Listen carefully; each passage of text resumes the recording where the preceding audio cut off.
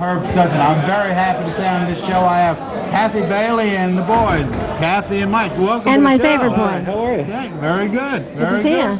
Now, do you need this too? Sure. Sure, we have to share. A fresh country breeze from the Northeast. You have emerged as one of the most original and provocative harmony duets on the scene, with a fresh and vibrant style that is rooted in a musical form that dance, country, 60s, 70s, folk, rock, Did my mother write that? And blah, blah, blah, blah. doo-wop. Is all this true, what I'm reading? Absolutely. Why do you think you had that down there? My mom probably wrote it, right? You think so? No, I think. Is it all true? 60s, well, 70s, rock and roll? Well, we feel doo-wop? fortunate to have grown up in the Northeast, where I think there's so many different influences of music, and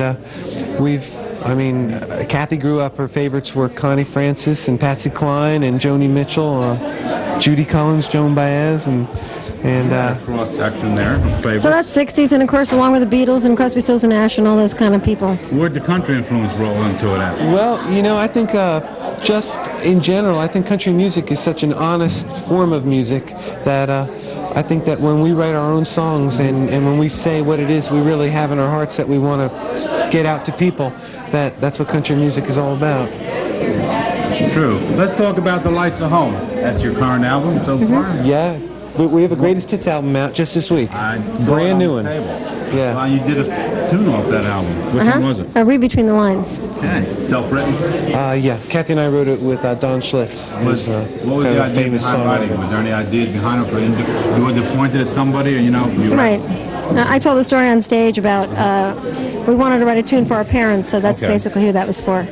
What kind of music is on The Lights of Home? If anybody hasn't bought the CD or album yet. I think that it's kind of a blend between country folk and country music. I think that it's a little more acoustic sounding than any music we've done before. At least some of the songs are. And this album was a little more personal. Lyrically, the lyrical content was a little more personal about our own lives than probably anything else we had ever done. What's it mean when I read a paragraph that said, marks a new level of refinement and maturity on this album?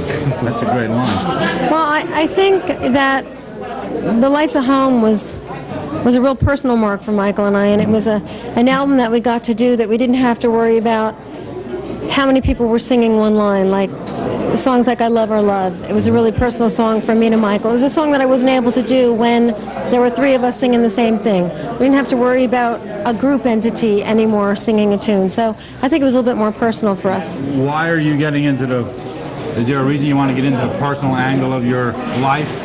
At that point in our lives, we were parents for the first time. We have a daughter who's 3 years old now. What's her birthday? April 1st. She's an April Fool's baby. I have something in common with her. What's that? Your birthday's April 1st? Unbelievable. I read that. I said, I'll be darned. Oh, another April Fool. Another fool here. And I think that we were just really, I don't know, it wasn't that we were closer, but I think that we wanted to project that in our music more.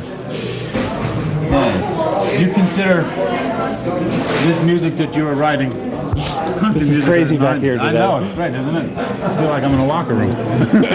Really? Do you consider this music that you're writing today country music of the 90s? Do you think it's really I sure hope so. I mean, I think that country music is so many different kinds of things. I mean, there's the traditional music that seems to be coming back, and there's the contemporary stuff, and I mean, we're really happy doing a song like Fool Such As I, which I think is more in the traditional sounding country, and also songs like Oh Heart, which were the first things we put out, which were more contemporary. The album before The Lights of Home was Turn the Tide. What was the success of this album? Well, there were a lot of hits off of that record. Turn the Tide was, of course, we had 4 top 10 hits, and two of them went top 5, so that's probably I don't know, it's one of my favorite albums of ours. Any special songs off that mean more to you than any other? Absolutely, Turn the Tide, which is the title cut of the album. Right. And I don't think we wrote that with any intentions of it being a single, because I think a lot of the powers that be thought it was a little bit too artsy, and in fact it was probably a marker song for us, one of our bigger records. So it was neat. What, a top 5? Yep, it sure was. How about Greenpeace? You support the organization? Greenpeace, the World Wildlife Fund, and the Humane Society and everything else. Stop sending them. No, I'm kidding. But I think Kathie belongs to about 6 or 7 of those organizations, and she's always writing back and being involved. Why don't you two do a PSA for one of those organizations? You ought to get involved in doing a public service announcement or something for a video. I'd love to put it on my show. Well, we've done a couple of those things. Actually, we've done a lot for the environmental societies, but probably nothing. We've probably never done anything for Greenpeace or anything like that. No, not for Greenpeace. The song "I Can't Turn the Tide." Didn't you try to pitch that to the Cleaning the Ocean or Pure Water or something? Wasn't there a pitch behind that one time? Well, we were told that that someone was interested in using it for some kind of a campaign, but I mean, never materialized. Well, wouldn't know really. I mean, I never heard that story. Yes. No. I never told you. I heard about it. It's amazing. You think we talk to one another because we're married, but Baillie and the Boys. Baillie and the Boys debut. What? It was the debut Baillie and the Boys That's album. right. What was the success of that album? Well, I think the whole success behind the first Baillie and the Boys album was the fact that We were accepted. I mean, you come out with a debut album and you really wonder what anyone's going to think of it. And the first single off of that was, I think it went to number 8 on the charts.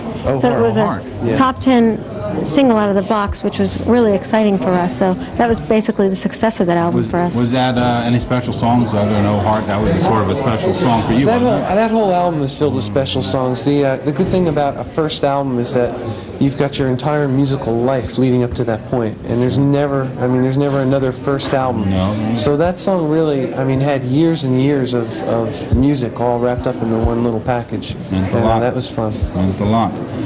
How did you two meet? On a blind date. 1973? 1973, somebody that I was working with gave Michael my number and my name, and he called me, and I went down to see him playing as a solo. This place in Pennsylvania. And the rest is history. Goodbye. Good night. You can tell their parents they don't care whether you're doing That's TV right. or That's radio fine. or whatever. Both of you were singers at the time you met? Oh yeah. Yeah. I was working as a secretary, but I was always into music, so And I was attending the University of Delaware, so I was a student, but I was working weekends and just playing guitar and singing, and whatever. history. You started singing as a duo. What kind of music did you sing when you were singing as a duo after you met? I guess a lot of the stuff that we did tonight, like things like Faithless Love and Crying, we did a lot of cover things in our day. Of course, we did a lot of Linda Ronstadt, James Taylor, Carly Simon, and Everly Brothers. Everly Brothers. We always did our own music, though, so we always wrote things and performed them. You played bongos, tambourines, and what's wood blocks? Oh, yeah? Anything I could get my hands on, I played. They all made music, huh? Mm-hmm. Were you received well wherever you played with the wood blocks and the tambourines and the bongos? Absolutely, we were always sold out. No one ever wanted us to continue playing woodblocks and tambourine, but as far as the rest of it went, it worked out all right. I always knew I had my voice to fall back on if the woodblocks ever failed. Were you? It's always cowbell. Yeah, I've heard those cowbells or spoons or whatever those. Are you basically East Coast?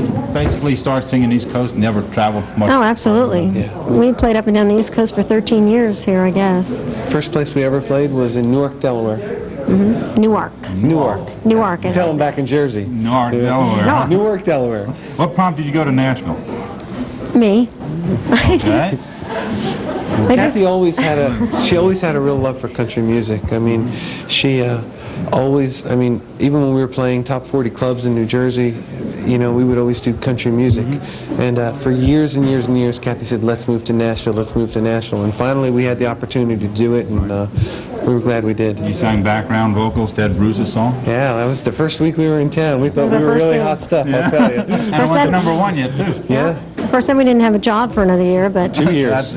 You were delivering pizza or something? Well, just anything that could do. No, Michael never held a job. I never delivered No, pizza. no. He never held a job. You mean to say that all the information I read was wrong? Well, we won't say it's all. Did you have any jobs? Aerobic teacher. Kathy taught aerobics. Michael, an aerobics teacher? No, you. Oh. Right, I did that for a long time. At least, 6 years, I guess. I did it in Nashville. Who did you sing background Hey, you want to keep it down over there? Who did you sing background vocals for? Randy Travis, Mo Bandy, Marie Osmond, Anne Murray, Dan Seals. Dan Seals.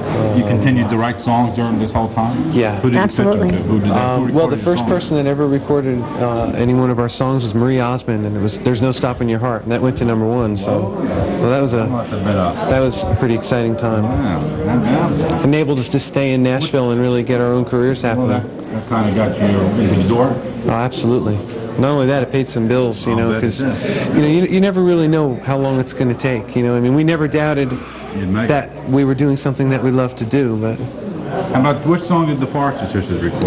Heartless Night. Heartless And- Night was on the debut Baillie and the Boys album. How'd you get to RCA Records? Open the door and went in. We were playing a place called we were playing a place called the Hall of Fame, and Mary Martin from RCA Records, who was head of A&R at the time, heard us performing, and she brought us into the conference room at RCA with a couple of acoustic guitars, and we played for Joe Galante. And when we were finished, he said, "Welcome to RCA." Isn't that nice? Yeah, That is nice. that was a dream come true, Do you really. think it's easier to make it in Nashville as a singer or songwriter or both? Singer or songwriter or both? I don't think it's easy to make it in Nashville. Period. I don't think easy is the right word. I think that What avenue would somebody pursue if they wanted to go and drive to Nashville and say, I want to try and make it in I guess both. I think that the artist writer is what's happening right now in music, of course. I think it always has been happening. I just think it's a little bit hotter for the 90s right now. If you write your own music and sing it, it's probably pretty special to everybody. You know, for a while there, I mean, it was, you had to just be a great singer, and everyone wrote songs for you, and then for a while it was, you had to be a songwriter, you know, and now it seems like it's really both. I mean, most of the people in Nashville that are making it are great singers and songwriters. It's true. It's true what's going on with the 90s. Hey, you two wear quite a few hats in the course of a day. Singing partners, songwriting partners, business partners, friends, husband and wife, and mother and father. To How do you get Alyssa, along? Alyssa's 3.5 right now. I don't know how we get along. I have no idea. Do all the hats fit? I don't have an answer to that question. Do all the hats fit most of the time? They you know, I mean, it's tough, but it's never not wear something hats. we think about, really. I mean, we just really, we just go for it. We get along, and it comes pretty easily. I Alyssa's think. the only one that wears a hat in the family, and she also carries a hammer. It's a plastic play school one, but she still carries a hammer, huh? Awards and nominations. What do you have garnered so far in your? We've been nominated several times for Duo of the Year, and we're looking forward to the day when we win one. In both the ACM and the CMA and the Music City News Awards, so hopefully that'll come along soon. Where have you traveled? Have you traveled out of the country or just stayed? Canada's the only country outside of the U.S. Your music's Canada well and received the there? Caymans we did too. No, the Caymans Yeah, and Mexico, I'm just remembering. Yeah. Yeah, Mexico. We just actually finished up a thing in Mexico. Yeah, we did a tour of the Tijuana bar circuit. It was, didn't pay good, but we had a great time. I bet you had them all. Do videos sell records? Because you have done so many. Absolutely. Yeah, I mean, it does for us.